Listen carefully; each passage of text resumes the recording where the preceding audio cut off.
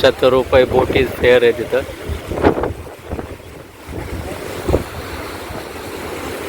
तीन महासागरांचा मिलाप आहे इथं. खूप मोठे मोठे दगड आहे, पाषाण खूप आहेत.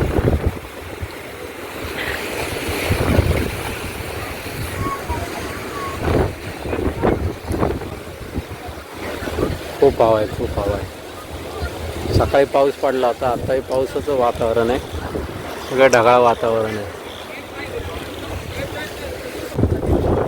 समोर मंदिर आहे, मंदिरात जायचं आहे जरा. एवढा मोठा दगड आहे तो.